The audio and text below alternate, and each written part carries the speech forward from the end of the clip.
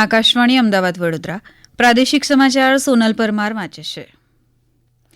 મુખ્યમંત્રી ભૂપેન્દ્ર પટેલે જણાવ્યું, બનાસકાંઠામાં ભૂગર્ભ જળના તળ ઊંચા લાવવા રાજ્ય સરકાર અંદાજે 50,000 રિચાર્જ કુવા બનાવશે. દાંતીવાડા તાલુકાના ચોડુંગરી ગામથી રિચાર્જ કુવા નિર્માણનો શુભારંભ કરાવતા શ્રી પટેલે જણાવ્યું કે રિચાર્જ કુવાથી જળસંચયના પ્રયાસો વધુ વેગવાન બનશે. સમગ્ર દેશમાં ભૂગર્ભ જળ તળ ઊંચા લાવી શકાય તેવા ઉમદા હેતુથી વડાપ્રધાનશ્રીએ 2019માં રાષ્ટ્રવ્યાપી જળશક્તિ અભિયાનનો પ્રારંભ કરાવ્યો છે અને ગુજરાતના આપણા સાંસદ અને પ્રદેશના અધ્યક્ષ શ્રી પાટીલજીને સોંપ્યું છે. બનાસ ડેરીના સહયોગથી 25,000 રિચાર્જ કુવા બનવાના છે. બનાસ ડેરીના આ પ્રતિબદ્ધતા માટે શ્રી આદરણીય શંકરભાઈનો આપણા સૌ વતી ખૂબ ખૂબ અભિનંદન પાઠવું છું. આ પ્રસંગે કેન્દ્રીય જળશક્તિ મંત્રી સી.આર. પાટીલે જણાવ્યું કે જળસંચય માટે દેશમાં 24,20,000 પાણીના સ્ટ્રક્ચર તૈયાર કરાયા છે. કેન્દ્ર સરકારના જળશક્તિ અભિયાન અંતર્ગત જળશક્તિ અભિયાન કેચ ધ રેઇન 2025 અભિયાનથી પ્રેરિત જળસંચય જનભાગીદારી હેઠળ યોજાયેલા આ કાર્યક્રમમાં ગુજરાત વિધાનસભાના અધ્યક્ષ શંકર ચૌધરી સહિતના મહાનુભાવો ઉપસ્થિત રહ્યા હતા. ગાંધીનગર સિવિલ હોસ્પિટલમાં રાજ્યનું પ્રથમ ઓબેસિટી ક્લિનિક શરૂ કરાયું છે. સિવિલના વોર્ડ નંબર 14માં આ ક્લિનિક શરૂ કરાયા પછી અત્યાર સુધીમાં 569 દર્દીઓનું વજન તથા મેદસ્વી શ્રેણી તપાસીને જરૂરી સારવાર તથા માર્ગદર્શન અપાયું છે. મેડિકલ ઓફિસર દ્વારા દર્દીની તપાસ, હિસ્ટ્રી ચકાસી જરૂરી રિપોર્ટ્સ બાદ જરૂરિયાત મુજબ ફિઝિશિયન, પીડિયાટ્રિશિયન, જનરલ સર્જરી વિભાગ, સાયકેટ્રિસ્ટ, ગાયનેકોલોજીસ્ટ દ્વારા તપાસ તથા માર્ગદર્શન આપવામાં આવે છે. કડી વિધાનસભા મતવિભાગમાં સમાવિષ્ટ કડી અને જોટાણા તાલુકા તથા વિસાવદર વિધાનસભા મતવિભાગમાં સમાવિષ્ટ વિસાવદર, ભેસાણ, જૂનાગઢ ગ્રામ્ય તથા અમરેલી જિલ્લાના બગસરા તાલુકાની તમામ ચૂંટણી હેઠળની ગ્રામ પંચાયતની યોજાનાર ચૂંટણીઓ હાલ પૂરતી મુલતવી રાખવામાં આવી છે. ઉલ્લેખનીય છે કે કડી અને વિસાવદર મતવિભાગમાં વિધાનસભાની ચૂંટણી યોજાનાર હોવાથી તમામ ચૂંટણી સ્ટાફ વિધાનસભા પેટાચૂંટણીમાં રોકાયેલો હોવાથી કડી અને વિસાવદર વિધાનસભા મતવિભાગમાં સમાવિષ્ટ ગ્રામ પંચાયતોની ચૂંટણી મોકૂફ રખાઈ છે.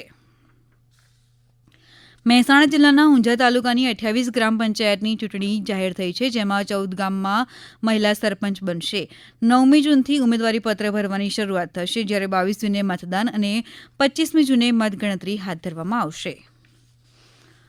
મહીસાગર જિલ્લામાં આજે 2 અલગ અલગ અકસ્માતમાં એકનું મોત થયું છે. ખાનપુર તાલુકામાં 2 બાઇક સામસામે અથડાતા એકનું મોત થયું હતું. અન્ય એક અકસ્માતની ઘટના લુણાવાડા મોડાસા હાઇવે પર નરોડા ગામ પાસે બની હતી, જેમાં 2 લોકોને ઈજા પહોંચી હતી. ઈજાગ્રસ્તોને સારવાર માટે સરકારી હોસ્પિટલમાં ખસેડાયા હતા. આ ઘટના અંગે પોલીસે ઘટના સ્થળે પહોંચી વધુ તપાસ હાથ ધરી હતી. મહીસાગર જિલ્લામાં કેચ ધ રેઇન અભિયાન અંતર્ગત લુણાવાડા ખાતે દરકોલી તળાવને 4,000 ઘનમીટર ઊંડું કરવામાં આવી રહ્યું છે, જેથી પાણી સંગ્રહ શક્તિમાં વધારો થશે. તો બીજી તરફ તળાવની ફળદ્રુપ માટી ખેડૂતો લઈ જઈ પોતાના ખેતરમાં ઉપયોગ કરી રહ્યા છે. આ અંગે લુણાવાડા નગરપાલિકાના મુખ્ય અધિકારી નરેશ મુનિયાએ વધુ માહિતી આપી. આ તળાવનું ઊંડું થવાથી અમારું જળસંગ્રહનો વધારો થઈ રહ્યો છે. તળાવ બહુ ઊંડું થઈને અમારે પાણીની બી ક્ષમતા બહુ વધારવામાં આવશે. અત્યારે આ બાબતે ગુજરાત સરકારનો પણ હું ખૂબ ખૂબ આભાર માનું છું કે જે લાવીને અમને અત્યારે જળસંગ્રહનો વધારો કરવામાં આવ્યો. અમદાવાદના અલ્પેશ પાટડિયાએ એશિયન આર્મ રેસલિંગ ચેમ્પિયનશિપ 2025માં ભારત માટે કાંસ્ય ચંદ્રક જીત્યો. તેમણે 70 કિગ્રાથી ઓછી વજનના માસ્ટર પુરુષોની જમણા હાથની શ્રેણીમાં ભાગ લઈ અસાધારણ તાકાત, ટેકનિક અને સ્થિતિસ્થાપકતાનું પ્રદર્શન કર્યું. તેમણે પોતાની પ્રતિક્રિયા આપતા આ મુજબ જણાવ્યું. નવી દિલ્હીમાં આયોજિત આ પ્રતિષ્ઠિત ઇવેન્ટમાં 21 એશિયન દેશોએ ભાગ લીધો હતો અને તેમાં ઓલ ઇન્ડિયામાં હું સિલેક્ટ થયો હતો. મારા માટે બહુ ખુશીની વાત હતી, કેમ કે એશિયન ગેમ્સમાં સિલેક્ટ થવા માટે ખૂબ જ મહેનતની જરૂર પડે છે. તાજેતરમાં નવી દિલ્હીમાં આયોજિત આ સ્પર્ધામાં જાપાન, ઈરાન અને કઝાકિસ્તાન સહિત 21 એશિયન દેશોએ ભાગ લીધો હતો. અમદાવાદ મહાનગરપાલિકા આ વર્ષે 40 લાખ વૃક્ષો વાવવા જઈ રહી છે. ઉપરાંત મહાનગરપાલિકા દ્વારા આગામી 5 જૂને વિશ્વ પર્યાવરણ દિવસે એસજી હાઇવે પર મુખ્યમંત્રી ભૂપેન્દ્ર પટેલની ઉપસ્થિતિમાં સિંદૂર વન બનાવવાની કામગીરી હાથ ધરાશે. તેમ મહાનગરપાલિકાની સ્થાયી સમિતિના અધ્યક્ષ દેવાંગ દાણીએ જણાવ્યું. ચોમાસા પૂર્વેની કામગીરી અંગે તેમણે કહ્યું, શહેરમાં આગામી 10 દિવસમાં તમામ કેચપીટની સફાઈ પૂર્ણ કરાશે. સુરેન્દ્રનગર અને ધ્રાંગધ્રા શહેરમાં મોકડ્રીલ વિસ્તારમાં ઓપરેશન શીલ્ડ અન્વયે આવતીકાલે રાત્રે 8 થી 8:30 દરમિયાન 30 મિનિટ બ્લેકઆઉટ અંધારપટ કરવામાં આવશે. ઉપરાંત સરકારના નિર્દેશ અનુસાર બંને સ્થળો ખાતે મોકડ્રીલનું આયોજન કરવામાં આવશે. ત્યારે બ્લેકઆઉટ અંધારપટમાં સુરેન્દ્રનગર શહેરી અને ધ્રાંગધ્રાના નાગરિકોને સ્વયંભૂ જોડાવા જિલ્લા વહીવટીતંત્ર દ્વારા અનુરોધ કરવામાં આવ્યો છે.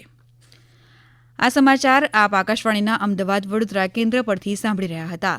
આ સમાચાર આપ અમારી YouTube channel AIR news Gujarat પર પણ સાંભળી શકશો. વધુ સમાચાર માટે અમારી વેબસાઇટ newsonair.gov.in/gujarati અને અમારા એક્સ હેન્ડલ AIR_news_ABAD ને ફોલો કરશો.